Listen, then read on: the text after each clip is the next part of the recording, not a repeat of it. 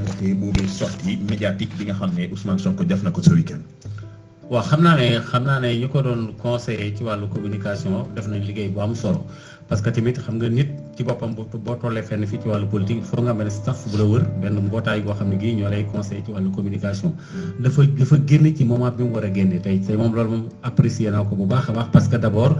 bu ma juumul bi ñu ko falee maire ba léegi mi ngi door a génn gu yaatoo nii ci wàllu presse bi boo xam ne bi dafa toog jàkkaarloog ay quelques journalistes ci presse bi ak ci benn télévision bu mag bu ko defee ñoom tamit ñu laaj ko mu tontu ci lu bëree bëri alors moom nag boo xoolee pratiquement waxuma sax prétexte bi ci affaire Adji Sarr ak yu demee noonu mais sur le plan communicationnel réussir na réponse yi nga xam ne doon nañ ko posé loolu c'est important beneen bi ci tegu tamit gis naa mu armé wu encore une fois habituellement comme benn courage de réponse boo xam ne ni mu doon ko tontoo mi ngi moon ne wane daal moom perturbé wul ci li mu doon wax na également ci li nga xam ne dafa jëm ci gestion bi nga xam ne dafa jëm ci diggante mairie bi état ak politique nan lañ leen war a mën a séparer am na foo xam ne fii politique la am na foo xam ne fii c'est la république loolu tamit indi na ci ay leeral yoo xam ne yu mat a bàyyi xel la mais dafa benn point bu mu wax boo xam ni pratiquement sax mooy l'heure de l'information mooy ne dossier Adji Sarr bi ilaa yow mi diini kenn du ma ci tëdd prison loolu xëy na moom fam ko teg moom moo ko xam ak ay avocat entre temps am na 2 communiqués yoo xam ne yi génn nañu benn communiqué bi moom mooy bi mu waxee ci wàllu passeport diplomatique am bi ne dañ koy renouveler mi ngi ak moom ba léegi moo ko bu xeet génne ko ba ñëpp gis ko loolu ministère bi ñu dénk wàllu intérieur dañ ne effectivement ñoom nangu nañ ne renouveler nañ ko waaye dañ ne loolu àqu député bi la loi bi may na ko ñu ko koy renouveler waaye nag firiwut ne bu demee aéroport buy tukki mënees na koo téye bi avocat bi liggéey loolu lañ daal di bind ñoom itam daal ne nag léegi ñi ngi jaxase nag léegi institution yi bii warta laal ca bee warta laal ca bee loolu nag moom guerre la bu dox ci ñi yëngu ci wàllu droit kenn ku nekk ak nañ ko interpréter parce que ñoom ñoo ko jàngi woon kii ne institution bi nangam gis naa nguuram bu nga xam ne xam-xamam dafa wàcc ci wàllu fànn boobu nee na waa ministère de l'intérieur loolee ñu wax dëppwul ak ni nga xam ne charte réew mi noonu lay war a mën a doxee waaw parce que ñoom loolu seen yoon nekku ci bu fekkente ni kuy jàpp gi demul waruñoo def la boo àggee fee ñu téye la ak yu demee noonu techniquement juridiquement ñoom waruñu ko woon a wax après xëy na ñee daan tontu waaye daal li ci am solo mooy dossier Adji Sarr bii nañ ko gaaw jeexal mu jeex man li ma jaaxal mooy oustaz Maodo ndaw si génn na nee na nañ ko jugé ngóor si tamit génn na nee na nañu def kii bi mais qu'est-ce qui bloque bu fekkee ne ñoom les principaux concernés ñoom ñaar ñëpp ñu ngi yuuxu ne nañu juger affaire bi mais qu'est-ce qui bloque alors xam nga justice def moom rek laa gis muy mbootaay boo xam ne kenn du leen wax kañ ngeen di tàmbali kañ ngeen di bàyyi ñoom juge d'instruction bi wala benn bi ci tamit réew mi yëpp bu suspendre ci benn mbir tamit waaw gis nga ñoom gis nga bu tegee ba ne léegi lii nañ ko def kenn mën leen a perturber te lañ booy wax ba déwén heure tag du la sax déglu foofu mais nag am na Sonko wax nee na dossier bi ni mu tëddee nii ba tudd ay nit kenn ki génn na àddina am koo xam ne ki nekkatul lam nekkoon Serigne Bassirou bi da koo tudd ne ndegam Macky Sall laa ragalul waxatuma naa ñii loolu nag mel na ne moom daal am na fu mu teg tànkam am na ndëgër laay loolu nag est-ce que lu bët mën a gis la est-ce que lu mën a wax la loolu beneen affaire la mais de toutes les façons li nga wax dafa am solo benn élément ñaari Sénégalais waruñoo fab réew mi yóbbu leen otage wut caabi ji kii ko teg ko def ko ci seen poste ñu ciy wax bu dégg ba jëkk alors que te li ci gën a soof mooy président de la République du la tontu moom mi boo def allusion ci moom du la tontu cellule de communication bi yow muy wax duñ la tontu ak mbootaayam duñ la tontu Sonko bu génnee wax ba pare dem na toogi fa defi na liggéeyam après ay quelques personnes nga ci gis ñu ci wax pare nañ ci su ko defee nag loolu ba kañ loolu mooy laaj bi jërëjëf oustaz Maodo Faye Alaaji Mbacké Sylla daan nañu wax yàpp xaj xaw ma nan lañ ko wax bu seddee soof mais quand même sujet bii léegi tant que vidéo buñ ko def naa réew mi daal duñ jóge ci coow dëgg la Nicolas lii kay moom même bu nekkoon yàpp xarit fi mu ne foofu na moom dafa foofu daal man bu ma sañoon sax lu jëm ci cas boobu diggante Sonko ak Adji Sarr moom dootuma ci waxati man lu dut ne si dafa def liggéeyam ba noppi ndax daanaka loo ciy wax ñëpp di xaar waaw ndax daanaka loo ciy wax it waxoon nga ko ba noppi moo tax entretien bi Sonko def ak journaliste yi man rafetlu naa ko ci forme bi mooy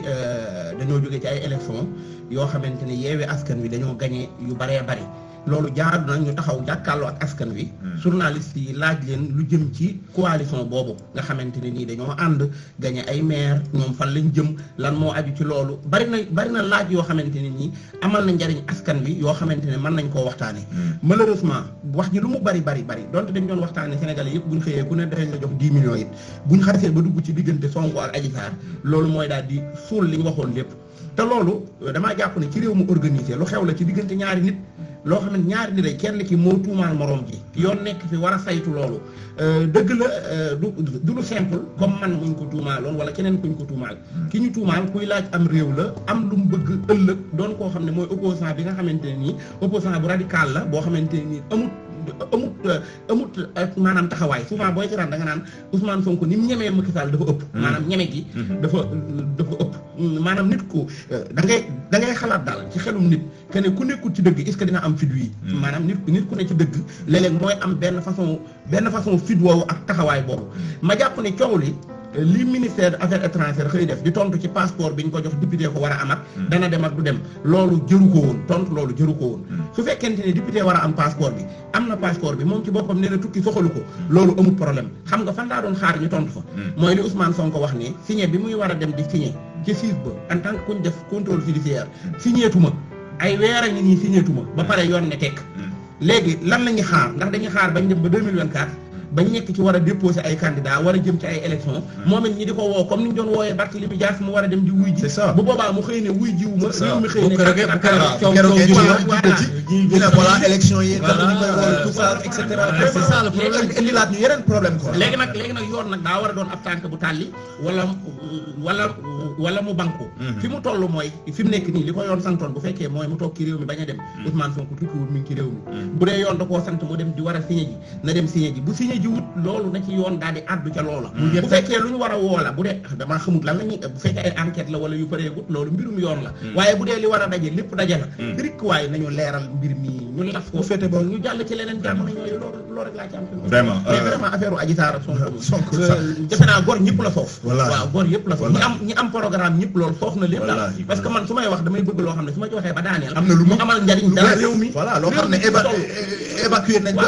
évoluer nañ dem nañ ci leneen donc baat bi nga wax naan fii lan kii fi réew mi toll ak fi réew mi toll nga bëgg a sëgg rek ci da koo sàkku ko dañoo nangam loolu nañ weesu loolu da jàll ci leneen wax nga dëgg de ak fi réew mi toll 11h42 minutes justement Ousmane Sonko xam nga yaa ngi koy tudd léegi ci wàllu politique yaa ngi wax ne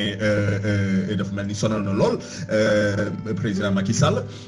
dinañu jox à l'époque même si Ousmane Sonko a l'air un peu plus radical à l'époque Wade ak Diouf dañu meloon asi Wade daawul may dara Abdou Diouf non moom booy xool sax li Abdoulaye Wade di def Sonko dafa beaucoup waaw parce que Abdoulaye Wade kay ba ca tool yi dëgg di opposé moom Abdoulaye Wade am na ay temps yoo xam ne liñ def Sonko it defuñ ko Wade loolu nag wóoruma parce que am na ci yoo xam ne ci diggante bi xam naa daal kasam moom dem na fa ñaari yoon moom lu gàtt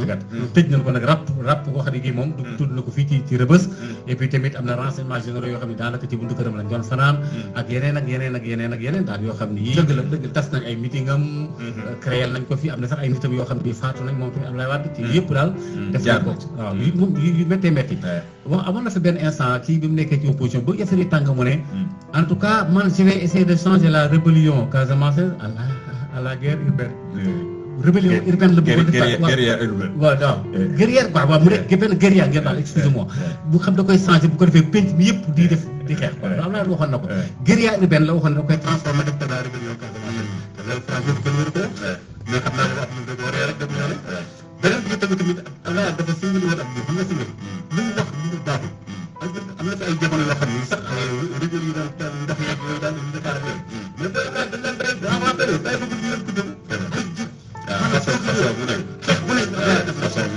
mais bu ko am na jamono loolu ku ko waxaatoon ci jamono bii nii gars yi mën na laa jël si am. waaw oustaz yaa ngi koy wax tamit di ko ci dellu si waaw. déedéet dama ko doon wax. exemple moo tax damay nekk rek wax jàpp li may doonu Dakar xam naa kuy wax lu dansé. yow waale ku fa lu dansé.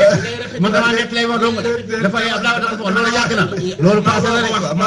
yàgg gi mu yàgg nag moo tax. waaye léegi waxatuma ko léegi. waaw nekk li xuloo la. waaw léegi waaw waxatuma ko. yaa ko wax ba noppi yaa ko wax ba noppi. voilà léegi baax na léegi dañu avancé. dama doon comparé dana si